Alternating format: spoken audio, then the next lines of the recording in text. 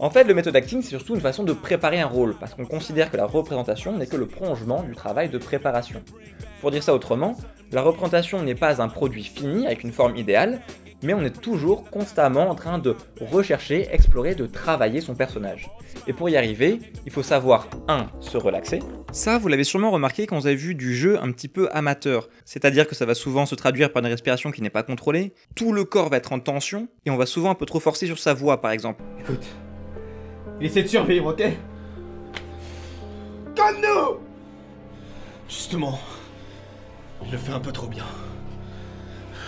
Il y a plein d'autres symptômes, mais bref, apprenez à vous relaxer. 2. La mémoire émotionnelle. Alors ça, j'y reviendrai dans une vidéo sur le système Stanislavski. Et 3. L'improvisation. Parce que oui, quand on apprend à improviser, on apprend à jouer. Donc si jamais vous improvisez depuis un petit moment, il suffirait d'apprendre quelques autres concepts pour devenir un acteur accompli. Alors du coup, j'ai demandé à Camille à une lettre près d'être un pirate informatique, qu'est-ce que c'était ces autres éléments? I mean, within the work of Lee Strasberg, I mean, if I were to break it down, the fundamental of all his work is his relaxation for the actor. And once you have relaxation, then you can begin to work on sense memories as an actor. Once you work on sense memories, you can find emotional memories. Once you find emotional memories, you find out what works consistently for you as an affective memory, not effective memory. Then there are other aspects of his work, like I mentioned, the improv, like private moments as an actor, other ways of preparing, for example, for creating a character. He was very big on the animal exercise as a psychophysical way of preparing the actor. And in terms of a diagnostic for the actor, he was also very big on exercises like the song and dance exercise, which is another way of tuning the actor to be ready to work. Alors là, on part surtout de Lee Strasberg, mais le méthode acting, c'est une famille d'écoles. Donc je vais essayer de vous dresser une cartographie pour que vous y voyez plus clair. Donc on a d'un côté l'école classique, qui vient du théâtre grec, de la Commedia dell'arte, Shakespeare, et l'avatar moderne, ce sont les conservatoires, qui ont une approche plus outside-in. Et de l'autre, une approche plus inside-out, avec Stanislavski, qui va influencer les étudiants du groupe Theater. On retrouve Lee Strasberg, Stella Adler, Sanford Meisner... Jacques Lecoeur. Bah non. Puis c'est Jacques Lecoq. Puis lui vient de la Commedia dell'arte, c'est complètement autre chose, pourquoi? Non, mais j'ai cru voir un pattern. Voilà, ces trois-là, ce sont vraiment les professeurs de méthode acting originaux, même si certains disent que c'est surtout Strasberg et Adler. On rajoute aussi parfois Uta Hagen ou Mikhail Tchekhov, même si lui, il n'appartenait pas au groupe Theater. Mikhail Tchekhov, c'est le neveu d'Anton Tchekhov. Le mec qui a écrit La Mouette et Oncle Vania, deux pierres angulaires du théâtre russe, excusez du peu. On met Mikhail Tchekhov dans le méthode acting, notamment parce que Stanislavski le considérait comme son meilleur élève. La classe, ma gueule. Mais ça fait débat. Et ça, c'est un des problèmes avec le méthode acting. Le truc, c'est que Stanislavski a influencé tellement de gens qui ont ensuite fondé leur école qu'on a commencé à qualifier à tort et à travers tous ceux qui se réclamaient de Stanislavski comme des professeurs de méthode acting. Et vu la bonne réputation du truc, personne n'est allé les contredire. Mais par exemple, Meyerhold, ce qu'il enseigne, ça vient de Stanislavski, mais c'est très différent du méthode acting. Alors il y a bien une méthode, mais Meyerhold c'est pas du tout du méthode acting au sens moderne du terme. Bref, on va se concentrer sur les 4 principaux et demander à Camille Dumiquet ce qui différencie ces 4 écoles. Well, I mean, you could arguably say that almost all of them can track their roots back to Stanislavski. And what each of the modern masters post-Stanislavski have done is they've isolated one segment of Stanislavski's system of acting and said, I will conquer this part and I will make this and I'll expand on this and call this my method of preparing. Arguably, and these are very broad brushstrokes, you could say Strasberg was very much about grounding yourself in personal experience, whereas Stella Adler was very much about grounding yourself in the imagination of the actor, whereas Meisner was very much about grounding yourself in the immediate circumstances between the actors. And then Michael Chekhov was very much about the psychological gesture, the psychophysical nature of acting. There are others beyond them, but those are probably the more famous of them all. Each has their strengths and weaknesses, in my opinion. Alors aujourd'hui, où est-ce qu'on en est? Parce qu'il y a quand même une mythologie assez sulfureuse autour de ces écoles. To be honest, I'd say all of it is a myth. It is well-spun PR. It's journalists who know how to tap into what sells more copies of magazines and newspapers.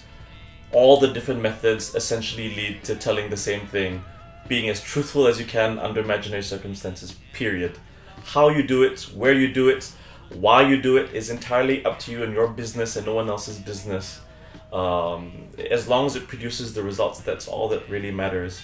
It just so happens that as you talk now about the business side of acting, it has become sort of fashionable to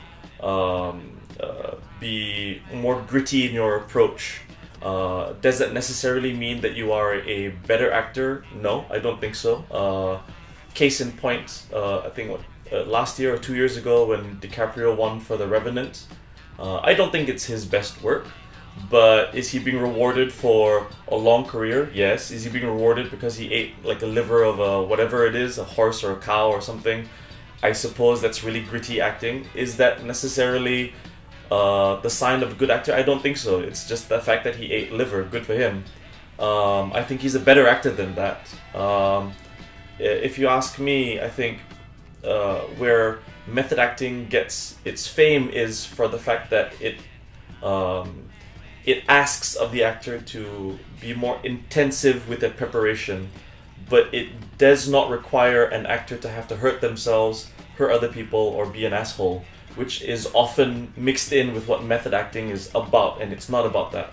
Vous avez peut-être entendu des histoires sur Jared Leto qui envoyait des souris et des capotes usagées à ses camarades de tournage, et autres joyeuseries sur des méthodes d'acteurs qui vont trop loin. Le côté obscur de la méthode, est-ce du marketing ou une réalité? I'd say it's a little bit of both. I mean, it's almost like there's no one size fits all, there's no the method. Anyone that tells you there's the method, you need to run away from them very, very fast. I sincerely believe, and my method is this: I don't hurt myself, I don't hurt other people, and I'm not an asshole. Pretty much everything else is fair game in order for me to get the results that I want, meaning the role that I have to play. In the playing of that part, sure, I might have to do things that are uncomfortable to me, that are beyond my habits, and I might need to suffer a little bit, as they say, suffer for your art. I'm not one that believes in having to hurt yourself for your art, and there's a big difference between the two, and a big difference, and yet it's a fine line, and people often mistake that fine line. I don't think it's healthy for the actor to have to go to a point where you are no longer in control of your own technique. Because if you think about it, a true master is not one who can turn it on. A true master is one who can turn it off as quickly as you can turn it on. And very often, as you get knee deep into method acting, whatever the hell that means, they deep dive and then they forget, wait a minute, I'm not actually this role. I have a whole life to live, I've got friends, I've got family, I'm a normal human being, I'm not XYZ that I'm playing.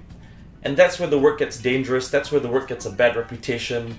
Alors je vais reprendre ma cartographie parce qu'elle est évidemment incomplète. Il n'y a pas d'un côté l'école tradi et de l'autre le méthode acting. Il y a plein de trucs entre. La question c'est de savoir comment ces écoles fonctionnent ensemble ou s'opposent.